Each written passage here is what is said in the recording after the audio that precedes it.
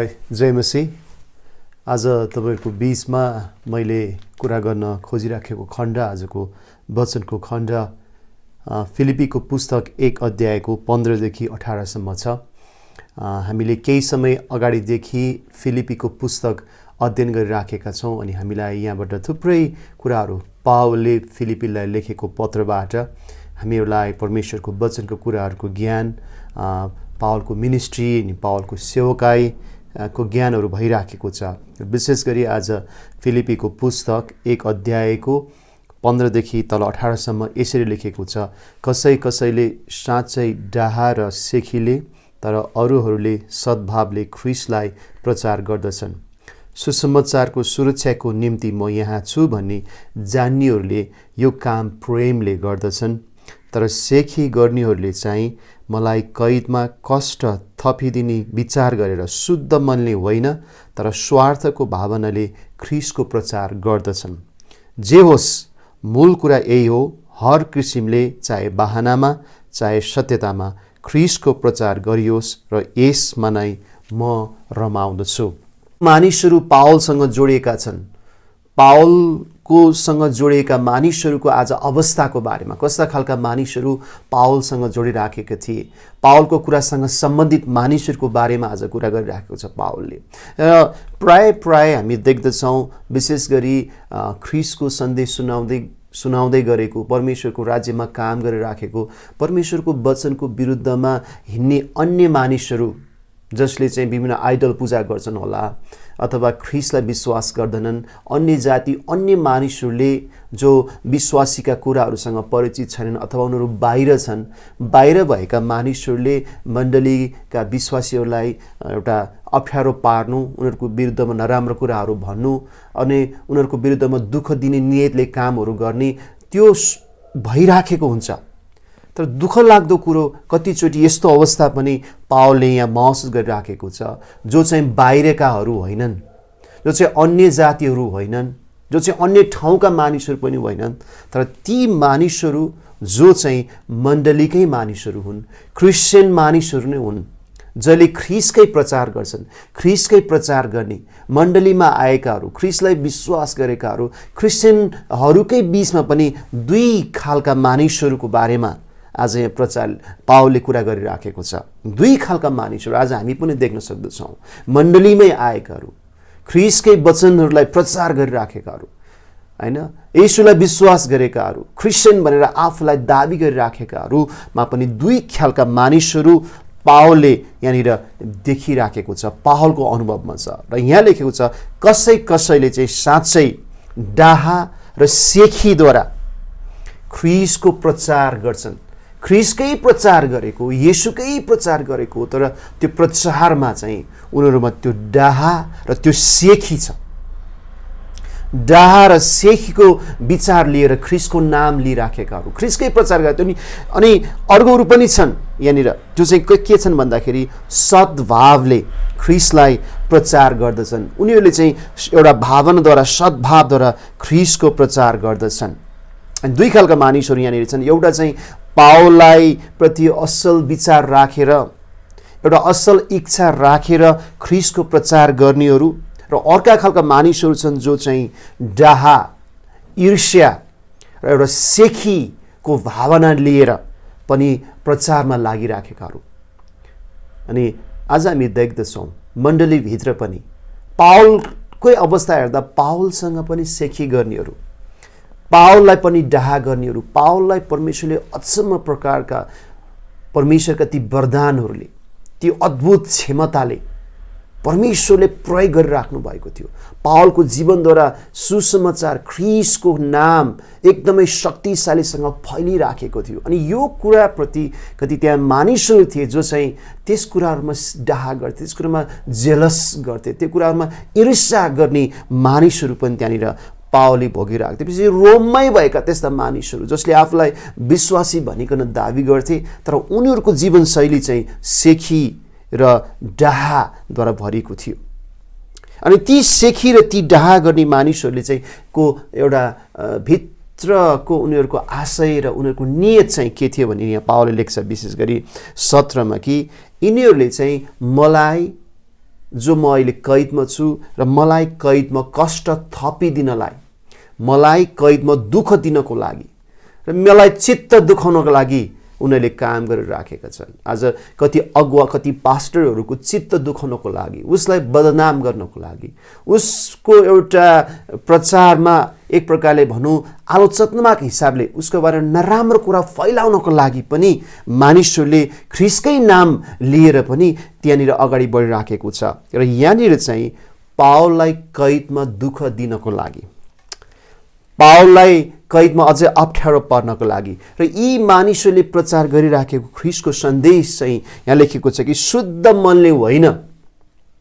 अझ मानिसहरू मण्डली आउँदै गर्दा पनि, ख्रीष्टको नाम लिँदै गर्दा पनि, क्रिस्चियन सङ्गतिमा आउँदै गर्दा पनि सफा मनको, शुद्ध मनले होइन, तर ती गरेका कामले कसै न कसैलाई एक प्रकारले एउटा बहाना लिएर अर्को व्यक्तिको बारेमा नराम्रो कुराहरू थप्नको लागि, पावल जस्तो व्यक्ति जसले यति अचम्मसँग परमेश्वरले प्रयोग गर्नुभएको प्रेरित पावलकै विरुद्धमा नि यो खालका समूह र यी खालका मानिसहरू थिए र यिनीहरूले चाहिँ ख्रीष्टको प्रचार चाहिँ स्वार्थी भावना लिएर आफ्नै स्वार्थको लागि प्रयोग गरिराखेका थिए।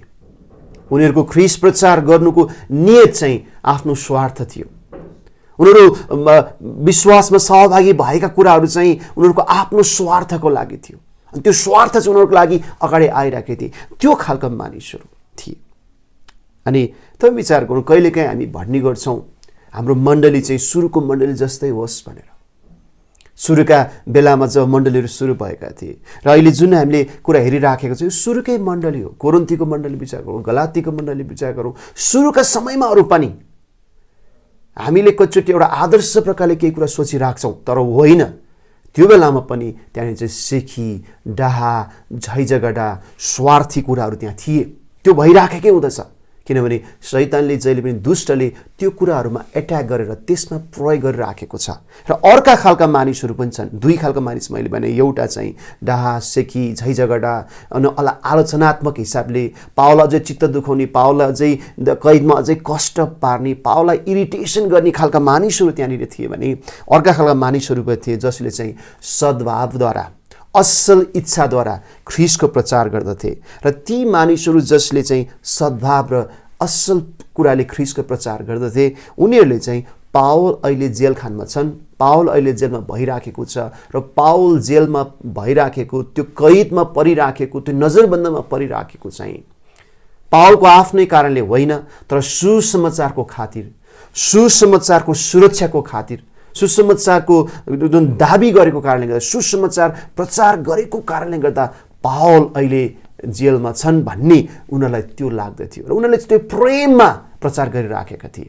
पावलका जीवनप्रति, पावलले गरेको कामप्रति एउटा आदर, एउटा सम्मान, एउटा सद्भावना र त्यसमा एउटा सहभागिता र त्यसलाई जहिले पनि एप्रिसिएट गर्ने, त्यो कुरामा एउटा जहिले पनि त्यसलाई चाहिँ पोजिटिभली लिइराख्ने मानिसहरू पनि त्यहाँ थिए। र यी दुई खालका मानिसहरू पावलको सेवकाईमा विशेष गरी त्यो यी मानिस जसको कुरा गरिराखेका छन् यिनीहरू अन्य जाति होइनन्, चर्च बाहिरको मानिस पनि होइनन्, विश्वासभन्दा बाहिरको मानिस पनि होइनन्, तर ती मानिसहरू जसले ख्रीष्टलाई नै प्रचार गर्छन्, ख्रीष्टलाई नै नाम लिइराखेका छन्, ती मानिसहरू पनि यी दुई प्रकारका मानिसहरू छन्। आज तपाईँ र म पनि यो कुरामा अनौठो मान्नु पर्दैन।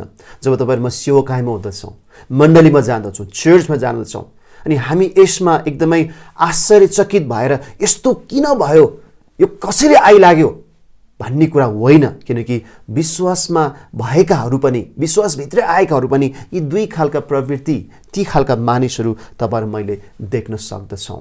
अनि पावलले यो अवस्थामा पनि पावलले आफूलाई कसरी सम्हालेको छ भने अन्तमा जे होस्, जस्तो होस्, मूल कुरो यही हो, हर किसिमले, चाहे बहानामा चाहे सत्यतामा ख्रीष्टको प्रचार गरियोस् र यसैमा म रमाउँछु। पावलको रमाहट चाहिँ एउटा कुरामा छ, चाहे त्यो बहानामा गर्नेहरू हुन्, चाहे स्वार्थी भावनामा अगाडि बढ्नेहरू हुन्, चाहे सेखी र डाहाले गर्ने हुन्, जबसम्म ख्रीष्टको प्रचार हुन्छ, ख्रीष्टको प्रचार हुन्छ, यसमा म रमाउने छु। पावल को विशेष फोकस चाहिँ मेसेजमा छ, मेसेन्जरमा होइन। कतिचोटि मेसेन्जरहरू गलत हुन सक्छन्, त्यसलाई प्रयोग गर्ने मानिसहरू, चलाउने मानिसहरू गलत हुन सक्दछन्, तर त्यो मेसेज, जो सन्देश जबसम्म ख्रीष्टको सच्चा र साँचो रूपमा जे ख्रीष्टको सन्देश हो त्यही कुरा मानिसहरूले प्रयोग गर्छन् भने म त्यसमा रमाउँछु, म त्यसमा आनन्दित हुन सक्दछु। तर तपाईँ र मेरो अहिले आनन्दको ठाउँ चाहिँ मेसेन्जरमा होइन तर मेसेजमा हुनुपर्ने, अथवा त्यसमा प्रयोग गर्ने व्यक्तिलाई हामी फोकस गऱ्यौँ भने, व्यक्तिलाई हेऱ्यौँ भने हामी व्यक्तिमा थुप्रै कुराको घटी कमी देख्दछौँ। तर त्यो यदि त्यो व्यक्तिमा कमजोर हुँदै गर्दा पनि यसको सन्देश र उसको चाहिँ ख्रीष्टको प्रचार त्यहाँ भइराखेको छ, ख्रीष्टको नाम फैलिराखेको छ, ख्रीष्टको बारेमा मानिसहरू कहाँ त्यसको कुराहरू पुगिराखेको छ भने म त्यसमा रमाउने छु। आज तपाईँ र म के मेसेन्जरमा हेरेर रमाउँदैछौँ कि मेसेजमा हेरेर रमाउँदैछौँ? कि आज हामी सन्देशलाई हेरेर रमाउँदैछौँ कि सन्देश दिने व्यक्तिहरूमा रमाउँदैछौँ? त्यही भएर सन्देश दिने व्यक्तिहरू, सन्देशलाई प्रयोग गर्ने व्यक्तिहरू, तपाईँ र मैले एकचोटि एकदमै राम्रो लागेका मानिसहरू पनि केही समयपछि तपाईँले त्यसमा थुप्रै घटी कमीहरू देख्नुहुँदछ। थुप्रै किसिमका त्यहाँनिर सम्बन्धहरूमा अप्ठ्यारा कुराहरू आउन सक्दछन्, अहिले पनि त्यो कुराहरू हुन सक्दछ। तर तपाईँ र मेरो केन्द्र, तपाईँ र मैले ध्यान दिने, तपाईँ र मैले सोच्ने विषय चाहिँ सन्देश आफू हो, जुन सन्देशको प्रचार भएर जे कुराको फैलिराखेको छ, जे मेसेज गइराखेको छ, त्यो हामीले केन्द्रित गर्ने कुरा हो, ताकि त्यसलाई प्रयोग गर्ने मानिसहरूको बिचमा हामी हेऱ्यौँ भने ती मानिसहरूमा यहाँ घटी र कमी पावलले देखिराखेको छ। र पावलले अहिले यस्तो अवस्थामा पावल छ जुन अवस्थामा त्यहाँको माहौल र परिस्थिति सजिलो थिएन र पनि पावल आनन्दित थियो। अहिले मानिसहरू जो पावलसँग जोडिएका छन् ती मानिसहरू पनि सजिला छैनन्। समस्या सिर्जना गर्ने मानिसहरू छन्, समस्या दिने मानिसहरू छन्, अनि त्यो समस्या दिने मानिसहरू फेरि बाहिरकाहरू होइनन्, तर ख्रीष्टकै प्रचार गर्नेहरू, ख्रीष्टकै नाम लिनेहरू पनि समस्या दिने मानिसहरू छन्। र ती समस्या दिने मानिसहरूको बावजुद पनि पावलले अहिले रमाइराखेको छ, ऊ आनन्द मनाइरहेको छ, किनभने ऊ स्पष्ट छ कि उसले हेर्न खोजेको, उसले ध्यान दिन खोजेको कुरा चाहिँ ख्रीष्टको सन्देश, ख्रीष्टको प्रचार हो। अनि आज यसले हामीलाई एउटा महत्त्वपूर्ण एउटा उदाहरण दिँदछ, यसले हामीलाई एउटा महत्त्वपूर्ण एउटा वास्तविकता बुझ्नलाई सहायता गर्दछ कि तपाईँ र म जुन समूहमा, जुन ठाउँमा, जुन प्रकारको मण्डलीहरूमा, जुन किसिमको समूहमा हामी छौँ, तपाईँ र मैले यस्ता समस्या सिर्जना गर्ने मानिसहरू पनि त्यहाँ हुन सक्दछ। र तपाईँ र मैले उसले पावलले स्पष्ट चिनेको छ कुन चाहिँ मानिसहरू छन् जो डहाले, कुन चाहिँ मानिसहरू जो सेखीले, कुन चाहिँ मानिस जो चाहिँ ईर्ष्याले गर्दैछन्। र ईर्ष्याले, डहाले, आफ्नो स्वार्थी चाहनाले गर्ने मानिस मात्रै पावलले चिनेको छैन, पावलले ती मानिसलाई पनि चिनेको छ जो चाहिँ प्रेमले, जो चाहिँ सद्भावले, जो चाहिँ हृदयबाटै पावलको जुन अवस्था आइपरेको छ त्यो पनि एउटा सुसमाचारको खातिर, सुसमाचारको सुरक्षाको खातिर हो भनेर असल नियतले गर्ने मानिसहरू पनि पावलले चिनेको छ। अनि कतिचोटि हामी यी दुवै खालका मानिसहरूलाई हामीले सन्तुलित रूपमा हेर्न सक्नुपर्छ। हामी कोही पनि समूह, कुनै पनि ठाउँमा हामी जहाँ पनि रह्यौँ भने यी दुवै प्रवृत्तिका, दुवै खालका प्रवृत्तिका मान्छेहरू आउन सक्छन्। हो, हाम्रो चाहना त सबै सद्भावमा आउन्, सबै मिलापमा आउन्, सबैले प्रेममा अगाडि बढ्न सकौँ। जुन कुरा पावलले 2 अध्यायमा भनेको छ, स्वार्थ तथा अहङ्कारमा केही नगर, तर ख्रीष्टमा एकले अर्कालाई आफूभन्दा आदर गर्ने गर, नम्रतामा गर, कि तिमीहरूमा यस्तो मन होस् जो ख्रीष्टमा थियो। पावलको इच्छा र पावलले ध्यान दिएको कुरा त त्यो हो, र पनि पावलले जे फ्याक्ट, जे अवस्था छ त्यसलाई हाम्रो बिचमा ल्याएको छ कि त्यहाँनिर यस्ता मानिसहरू पनि थिए कि पावलको वरिपरि जसले पावललाई अझै कष्ट दिन चाहन्थे, अझै अप्ठ्यारो पार्न चाहन्थे, अझै समस्या पार्न चाहन्थे। आज तपाईँ र म के जुन ठाउँमा आज हामी छौँ, तपाईँ र मलाई पनि मान्छेहरू, तपाईँ र मेरो विरुद्ध आरेस गर्नेहरू मानिसहरू, तपाईँ र मेरो विरुद्ध ईर्ष्या गर्ने मानिसहरू, तपाईँ र मसँग सेखी गर्ने मानिसहरू, तपाईँ र मसँग भएका ती वरदान दानको विरुद्धमा डाहा गर्नेहरू, र तपाईँ र मेरो कामहरूको लागि जहिले पनि आक्रमण गर्ने समूह पनि त्यहाँ हुन सक्छ। सँगसँगै अर्का खालका मानिसहरू पनि छन् जसले तपाईँ र मलाई प्रेम गर्छन्, तपाईँ र मलाई उत्साह दिन्छन्, तपाईँ र मेरो लागि सधैँ प्रार्थना गर्छन्, तपाईँ र मेरो हितमा उनीहरूले जहिले पनि सोचिराखेका हुन्छन्। ती खालका मानिसहरू पनि छन् र यो मानिसहरूको अवस्थाले कहिले पनि हाम्रो खुसीलाई, हाम्रो रमाहटलाई, हाम्रो आनन्दलाई चोर्न दिनुहुन्न। हामीलाई परीक्षा हुन सक्दछ जब जब तपाईँ र मेरो विरुद्धमा हामीलाई आक्रमण गर्नेहरू, हामीलाई दुःख दिनेहरू, हामीलाई चित्त दुखाउने मानिसहरू जब जब खडा हुनेछन्, जब जब हाम्रा कुराहरूप्रति एक प्रकारले अलग खालको विचार लिएर हामीलाई व्यर्थमै दुःख दिनेहरू, व्यर्थमै बदनाम गर्ने मानिसहरू तपाईँ र ममा जब आउनेछन्, उनीहरू बाहिरको हुँदैनन्, उनीहरू कहीँ टाढाको होइनन्, तर तपाईँसँगै बसेकाहरू, सँगै हिँडेकाहरू, सँगै सङ्गति गरेकाहरू नै आज तपाईँ र ममा त्यसलाई आलोचनात्मक हिसाबले तपाईँहरू हामीले गरेका कामहरूलाई, मण्डलीका कामहरूलाई, हाम्रो सेवकाईलाई यो भएन त्यो भएन भनेर त्यसमा गलत कुराहरू राखेर त्यसमा भ्रम फैलाउनलाई पनि उनीहरूले खर्च गरिराखेका हुन्छन्। अनि यो अनौठो कुरा होइन, यो नयाँ कुरा होइन। त्यस्तो किसिमको शैली, त्यस्तो किसिमको सोच चाहिँ दुष्टले मानिसको हृदयमा हालिराख्छन्। अनि हामी त्यसमा आवेगमा आएर त्यो चिजमा हामी एकदमै निराश भएर त्यो चिजले हामी आफ्नो सेवकाई, हाम्रो आफ्नो काम, हाम्रो आफ्नो दर्शन र हामी जे कुरामा लागिरहेका छौँ त्यसले डिस्टर्ब गर्नुहुन्न। हामी निरन्तर हामीलाई भएको काममा, हामीलाई भएको बोलावटमा, हामीले गर्नुपर्ने कुरामा हामी लागिराख्नु पर्दछ। तपाईँ र मेरो खुसी, तपाईँ र मेरो रमाड पावल जस्तै हामीमा हुनुपर्छ कि हो यद्यपि दुई खालका मानिसहरू छन्, तर पनि म रमाड गर्दछु। जुन नियतले मानिसले गरून्, नियत म बुझ्दिनँ, त्यहाँ बहाना पनि होला, विभिन्न आशय होला, तर जबसम्म ख्रीष्टको प्रचार, ख्रीष्टको सन्देशको फैलिरहेको छ, जब हितमै हुन्छ भने म त्यसमा रमाउनेछु। हामीले कतिचोटि काम गर्दा बुझ्न पर्ने, कति समय यस्तो हुन्छ कि त्यो मैले चाहिँ किन गर्न पाइनँ अथवा मैले किन गरिनँ।